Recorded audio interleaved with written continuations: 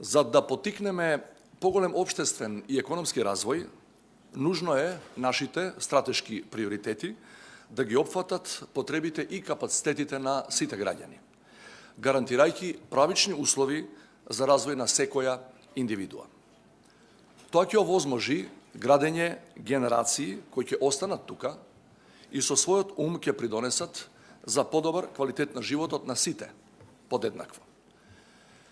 Вклучувањето во европското семејство предпоставува создавање општество кое е на линија со вредностите на Европската унија, а тие се меѓу другите ги знаеме: демократија, човекови права, владење на правото, функционална пазарна економија.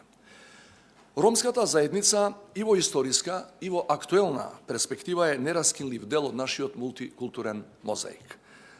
За жал, кога говориме за ромите во последниве 3 децении, ние дискутираме за базичните проблеми на луѓето. Проблем со пристапот до вода, до електрична енергија, соодветна инфраструктура, квалитетно образование и здравствени услуги. Зборуваме за висока невработеност и за ограничен пристап до правдата. Загрижувачката состојба во која што со децении се наоѓа поголемиот процент од ромската заедница укажа на потребата од усвојување и спроведување на таргетирани политики со цел надминување на таквиот статус. Соочени со сите овие проблеми, како држава, воспоставувавме механизми со дефинирани цели за унапредување на положбата на ромската заедница. Зад нас имаме усвоено 2 стратегии за инклузија на ромите во 2005 и во 2016 година. Имаме донесено национални акцијски планови, а минатата година е усвоена и новата стратегија за инклузија на ромите 2022-2030.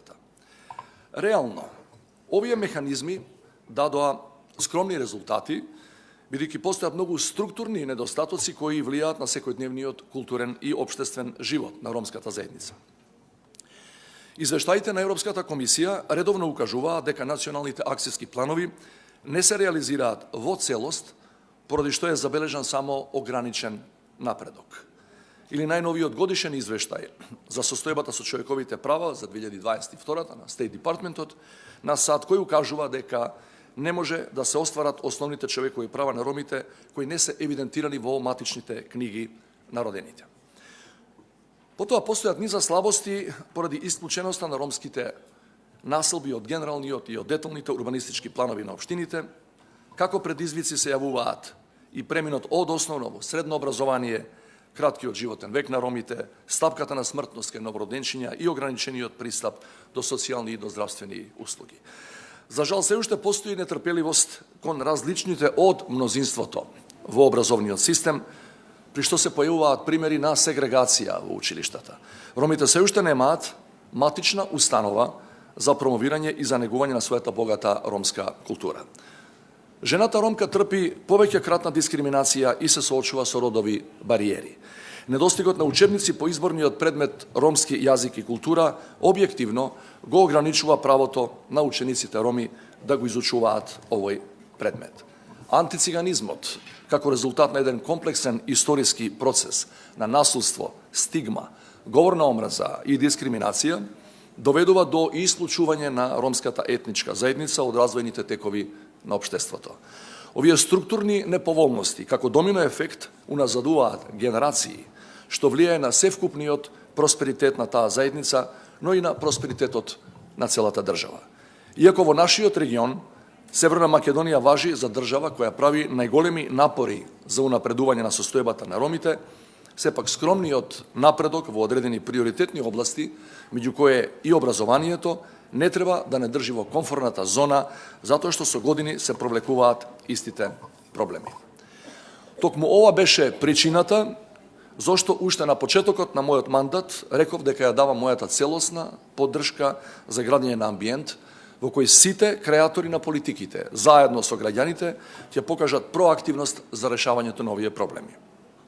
Денес тука се присутни, речиси, сите релевантни чинители на овој воспоставен механизам за меѓусебна соработка и наша обврска е да понудиме конкретни решенија. Почитувани, потребно е да се соочиме со фактите и да ги преиспитаме досегашните практики кои покажале скромен резултат во унапредување на состојбата на ромската заедница. Од исклучителна важност е да се воспостави функционална меѓуинституционална координација, мониторинг и евалуација на активностите поврзани со остварување на целите на Стратегијата за инклузија на ромите 2022-2030. При тоа најзначајно е да се издвои буџет за политиките за роми и да постои реална, а не декларативна политичка волја за да постигнеме прогрес во унапредувањето на правата на ромската заедница и на нивниот квалитет на живот, а со тоа и севкупен просперитет на Република Северна Македонија. Ние, политичарите, следејќи ги цивилизацијските вредности, имаме обврска да создадеме еднаква шанса за просперитет на сите граѓани. Имаме уште многу работа во оваа област и затоа мојата поддршка за унапредување на состојбата на ромската заедница останува.